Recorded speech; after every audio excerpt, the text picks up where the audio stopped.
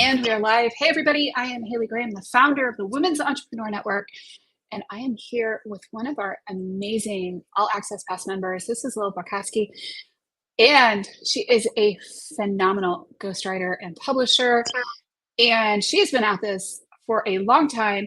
Welcome, Lil. Hold on just a second. We'll be right back. Let's do this. Welcome, Lil. So happy to have you here. Happy to be here. So this is going to be a fun conversation because we were chatting before this, and Lil publishes books and ghostwrites books and does all the things, and we were talking about like some of the most common mistakes people are making when writing books, and I think we could have gone on for hours. So let's start from the top. When we talk about mistakes that people are making when they are publishing books, what is the most common, most expensive, most painful mistake that people make? Oh, Haley, there's so many. Where to start? Where do you start, right? It's like a So minefield. we're a publishing services company for the most part. There are three kinds of publishing.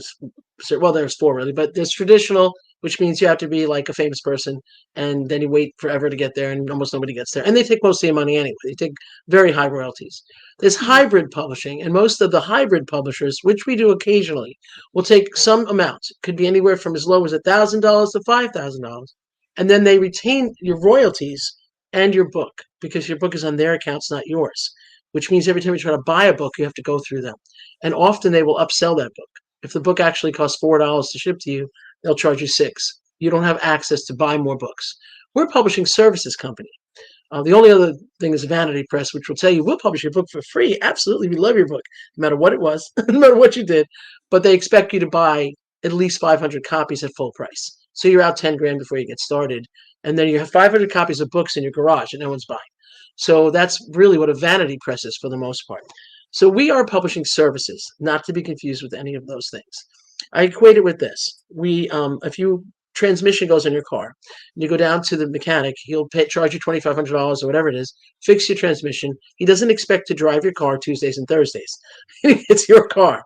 We put your accounts together with you. We put your files on your accounts. You get your royalties. You buy your books. We show you how to buy them at a discount. We help you with all of that. So the mistake people make is not understanding those differences. And then they get wrapped up into either they try to do it themselves and then they pick and choose people from Fiverr, from whatever. Their cousin in a skate, for a sandwich and a skateboard. Well, I'll do it for you. And they wind up having so many mistakes in how the files are supposed to be created, how the files are uploaded, spines, bleeds, all the things that my designers understand because they're much smarter than I am. I'm only smarter in that I hire them. And then the rest of it is, what do? I've seen so many people get wrapped up into, one lady, she spent $15,000. She had no control of her books whatsoever. She was out tons of money and couldn't even get her own books and wasn't making anything. So you have to be cautious. Shop around. I don't buy a pair of pants on Amazon until I've seen 16 different versions of them. Shop around, look at what you're looking for, get the best price, people with great reputations. Don't get excited and jump into something and wind up, buying something you can't get out of and you have a book you can never control. Right. And we were talking a little bit before about ISBNs. So that is kind of one of the biggest, I would say, landmines that people run into. So even if you manage to format your book correctly, blah, blah, blah, blah, blah, if you make this mistake. Do not buy your ISBN at Amazon. Do not. Go to Bowker, which is actually BOWKER. The website is myidentifiers.com. Now, if you're in Canada, it's free. In America, it's going to cost you money for ISBNs. You do not need an ISBN for your Kindle, for your ebook. You do for the print and the hardcover, right? And it would cost you roughly, I think it's I'm going to guess here. I think it's 150 per, or you can buy them in bulk. Obviously, we buy them in hundreds because we publish minimally 4 books a month. So, you do the math. And a lot of them are hardcover, especially our children's illustrated books. They want both, right? So we have to assign a lot of them. So when I run out of 100, I buy the next 100. But you might behoove you to buy 10 of them and spend a little more money and get them cheaper because someday you might want to do another book, another book. They're there forever. So it may be smarter Right. to buy them in at least 10 of them, and they'll charge you, that's less than 300, I think, for 10 of them. So now you're spending $30 an ISBN, and you'll have them. And God willing, you'll do a second and third book, or you'll, whatever. So, but when you give it to Amazon and you buy it from Amazon rather, and you do everything on Amazon and put your files nowhere but Amazon, they have all the control. The price changing, there's no way to get around. They decide to drop your book, you're stuck, and you can't. They don't like to distribute to other people. We also do Ingram Spark for the print books, and that's a better distribution. They actually have a thing now where you can put a link directly to Ingram Spark and have your people on your website buy directly from them, which saves you money because in the reality is that actually they do the printing and shipping as opposed to that other middleman like Amazon, Barnes and Noble, Books a Million. But your book will be everywhere. That's the thing. Walmart, Kmart, all the places that you want it to be will be available online if you don't tie into Amazon and have them have unlimited control of you. So that's a real big thing to watch for. Right. Because I think a lot of people think, okay, I'm going to publish my book and it's going to be popular and it's going to go blah, blah, blah. And then they get the ISBN through Amazon and they don't realize that just locked them in. Locked them in. You got to remember, like 15, 20 years ago, or however long it was, I don't know. I lost track of what day this is. But Mm-hmm. you had CreateSpace. That was the only way that people would self-publish a book was CreateSpace, and everybody got excited. And Amazon had what, Right. 40, I think, designers on staff at that point. They fired all of them in one fell swoop because they realized it was a waste of their money and time to do that. They didn't want to be in the business of publishing books. They want to be in the business of selling books. So they prefer someone else to do that work, which is now you or your Mm-hmm. designer or your people, and then you upload the files to them, and you need to know what files work properly. Is it an EPUB file? Is it a Kindle PF? We call it not PDF, but a KDF, a Kindle Direct file. What files are you supposed to use? What fonts are allowed? Since the fact that you don't have to buy a Kindle Fire anymore to look at a book, you can download the app onto your phone, onto your devices, onto whatever. The fonts have to be more limited because not everybody has all the fonts in the world. So if you want Comic Sans, God help you, then you won't probably see your book. That's nice to have a funky, funny fonts, but it's going to look like crap, or it's not going to download right, or you're going to see some of the words and not others. A couple of years back, we realized that somebody had a weird font and we didn't recognize it, and the first letter of every paragraph was just gone. It was Gonzville. So kind of funny. If was a the was hit. So shit. So we had oh my gosh. Well, I bet we better use Times New Roman or Arial or something real simple. And you have to be a little more cautious about that. Your print book can have whatever you want because it doesn't matter, right? Because it's being printed, but your ebook is not the same.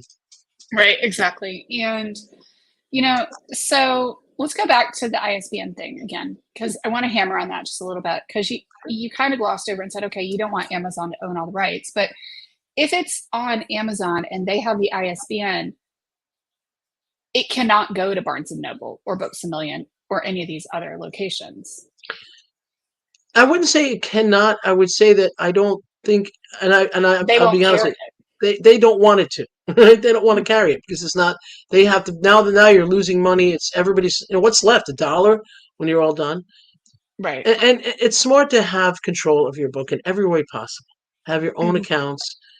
Look, guys. I mean, if you think you've got the next Harry Potter series, God bless you.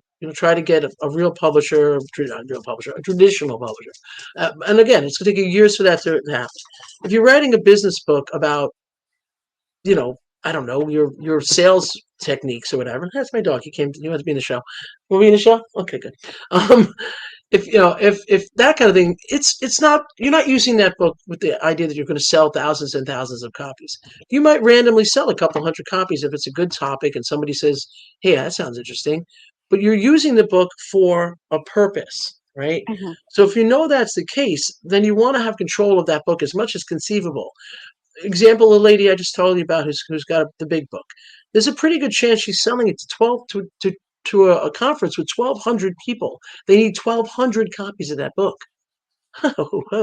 Right? So if the book, like if she could ship that book, 1,200 of them for $6 a book and she sells it to them for 10, she's made 4 times 1,200 people to show up and speak. Doesn't suck. If somebody else had control of that, had the ISBN, had whatever, you're stuck. So the more that you can have your own control of things, not have somebody like Amazon take over everything, where it gets distributed. Not everybody wants to buy everything on Amazon, believe it or not. Right. I do, but not everybody does. So, Barnes and Noble, they love. So you want to be able to have your book available other places. If you let Hmm. Amazon have total control, that's not probably going to happen so easily. Or to Right. be able to change anything or to fix anything. It's a lot more difficult. Right. So let's talk about, you know, expectations with a book. Like, what's it going to do for you? Because people are like, oh, I'm going to be a international best-selling author. Can Sorry. we get a repeat of that, please? What'd you For say? those in the back, I said, can we get a repeat of that? There we go. As we used to say back in the 20s when I was a different person in my past lives, that and a nickel will get you on the subway. Look, here's the thing. Yes, it's nice to be an Amazon bestseller. Right. You've been in a compilation book. We do tons of them. We've done probably 15 of them at this point over the last couple of years. I don't know how many I've lost track.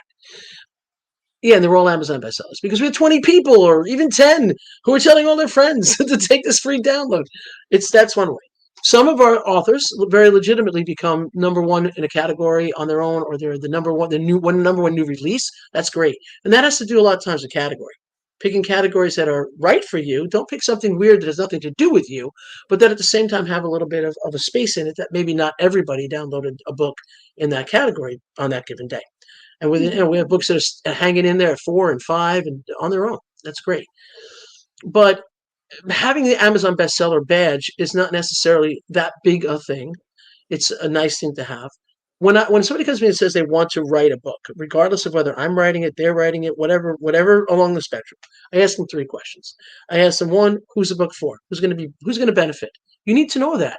Like, is this going to be somebody going to learn something, get something, feel better, realize their life is no suckier than yours, whatever it is, right? Mm-hmm. 2, right? The second question I always ask is why you? Like, why should they listen to you?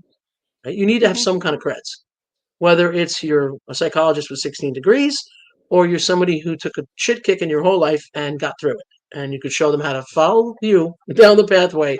That's just as good a cred for me, right? And Right. then the big one, for me, the big one is what's the book going to do for you? And you Mm-hmm. need to know that. And if you think the answer is, I'm automatically going to put the book up, just like a website. You make websites, Haley. What is a website but a business card under a rock, right? Until you tell somebody the website is there, no matter how good your SEO is.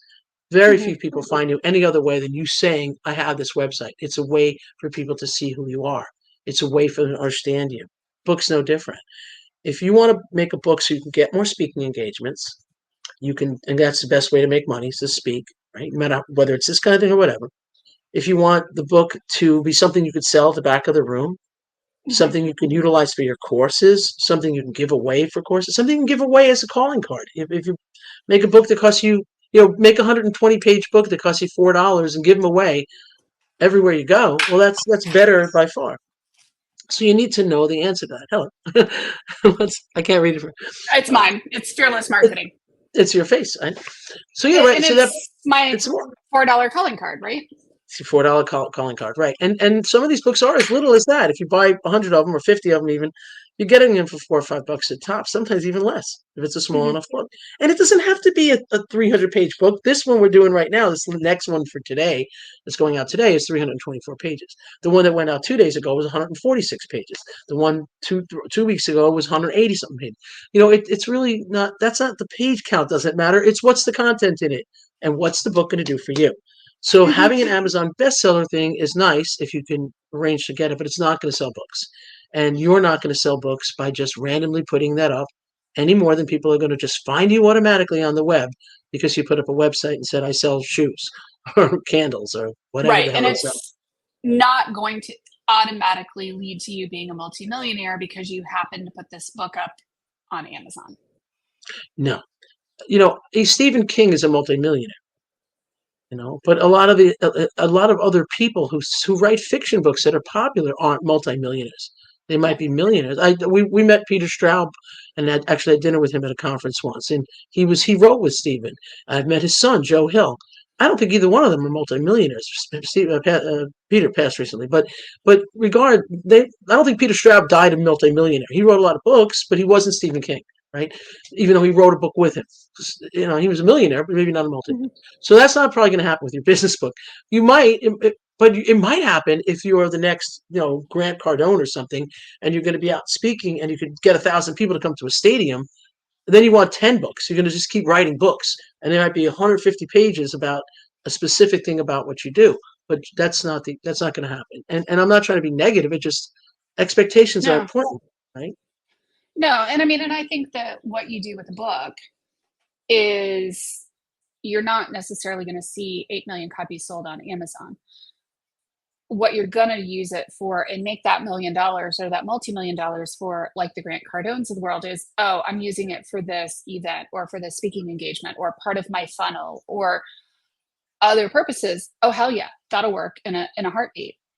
Right. And it works if you've got the gravitas, if you are the person that actually has something to offer the world. If Mhm. you don't have to be Grant Cardone to write a book and get something out of it and be really good. One of my Mhm. clients teaches a course that she has 14 people signed up. Actually, she was very worried no one was going to take the course. It's $33,000 a year to be in this wealth building course with her. And she's brilliant. She's absolute genius. Self-made woman, totally. She wrote the book, and she gives her book, to her clients, and she's selling a lot of copies. She's selling, she'll Mhm. sell 700, 800 copies, in the first week or two, maybe even 1,000. But it legitimizes the $33,000 course that she has, and it's just another piece of the puzzle. And when she put Absolutely. that out there, 14 people signed. She had 40 people apply, and she chose 14 that were legitimately in the right category. They make 5 million plus a year, and they have certain, there's certain parameters she wanted to deal with, so they want to be multi-millionaires, and she is a multi-millionaire. But here's how to become one, right? So, yeah, and that book will sell, and it's selling nicely, but it's not going. The book isn't going to make her again a multi-millionaire. She's already a multi-millionaire. So the book Right. was a tool, right? Make sense? Absolutely. Yeah. And I mean, and that's just one of the things that I wanted to like hammer on a little bit, because I see a lot of people that think that, you're just going to put it up and ta-da, it's going to be millions of sellers. And we wish, but You're better you off know, spending all that money on lottery tickets and hope for the best. Truthfully, you spend 10 or 15 absolutely. grand throwing on lottery tickets and hope you win. Hmm. Maybe you win enough to get your money back. That's what I say. And that's not to be. Yeah. We have every book we have. I think in almost every book we've ever produced, and we produced an awful lot of them. If you go to Amazon and put in GWN Publishing, just that in the search bar, those are our books, all of them, and that's not even all of them. So all of those people have in some way or another made a success of their book. They've done something with it that's successful, that was worth the time and the effort and whatever money they put out to make it happen. And that's a Yeah. good thing. And it's, it's an important part of your marketing process, your marketing stuff, your collateral, your pieces and your parts. And I think that writing a book can be hugely powerful if you take it with that understanding of what it can do and what it cannot do for your business. And then you've got something to play with as a marketing person. It's one more thing for you as a person who can do marketing. Here's another thing I can utilize. It's also your mothership. It's a lot easier for your social Absolutely. media managers, for you when you have to do a speech. We just did a book called Huddle Up that came out, as I said last week, Mhm. and I had to work with her on her speech. So we took stuff from the book and we worked on her speech and created her slide decks. Everything you need can be in that mothership in that book. Every time you're stuck for a post, oh, what am I going to talk about today? Go pull a sentence or two out of your book about something that's impactful. Pull a pull quote out. Makes it's there for you to utilize in 100 different ways. Yeah. Well, and I mean, it's one of the things that I was talking about recently on my Facebook page, and I think it's a, possibly a project that we're going to work together on. Um, I have a client that we're working on search engine optimization for. And so I've created an outline for a book, and we're going to be creating articles and pages and content for SEO, and also turning that into content for the book, following the table of contents, and then, turning that into social media posts for days and years. And oh, look, we got SEO out of it, we got a funnel out of it. And then we're going to come to y'all, get it published, and then be able to send that to people who, want more information about, the products and the services we're offering. And ta-da, we've achieved SEO, we've achieved years of content, we've achieved a ton of stuff with Pinterest, a book, a funnel, and, all this collateral all in one go. Yeah, yeah. It's an extra product, and it's an extra stream of revenue because you can sell the book. You can Mm-hmm. sell it from the back of the room and sign it. You can Absolutely. And sell it it can be to used yeah, a a lot conference of might say, different ways. I like that one lady for 1,200, 1,200 copies would be lovely.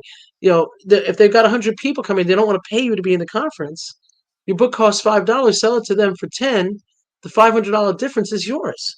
Now you've made Yeah, $500 to stand on stage, and the 100 people have your book. And it's a great absolutely. gift to give the people in the conference for $10 a person. They might get somebody to underwrite that. You might get somebody to underwrite it by putting their bookmark in it or their Mm-hmm. calling card. Say, this particular person, this coach wants to pay for the $1,000 because they want that 100 people to know about them. So then you let them put flyers in the book and send or whatever it might be. There's ways to make money with your book that are not just hopeful sales on randomly on the internet. Yeah, 1,000%. So many things you can do. I want to say thank you so much for being an All Access Pass member, having this conversation with me today. I hope that we do more of these types of conversations to really educate people about books and publishing and doing all the things marketing wise and getting your business visible, because there's so many things that if you do it right and you work with somebody who's reputable and somebody who knows what they're actually doing, it can make a massive impact on your business. Thank you, Lil. How would somebody go about getting in touch with you? Oh, sure. Well, one of my primary things that I do, besides the fact that I own this publishing company, and like I said, some publishing services, is I'm a ghostwriter. And if you need somebody to ghostwrite or to help you develop a book or edit, heavy edit, my proofreaders take care of the grammar because I suck at that. So the way to get a hold of me is because I am a ghostwriter. It's Calendly, and most of you know what Calendly is. And if you go to calendly.com and / it's Lil the Ghost, because I am a ghostwriter. The Lil the Ghost for ghostwriting on Calendly. And I always happy to talk to people. Just put in the comments that you saw me here or whatever. And if you have any questions about how to write a book, what to write, whether you should bother to write a book, what the process is, we'll be happy to talk to you. Awesome. And I did put the link in the description for the video, and we're going to be posting it in the group as well. So thank you so much for being here, Lil. Thank you guys for watching. I appreciate it. And we will see y'all shortly. Thanks.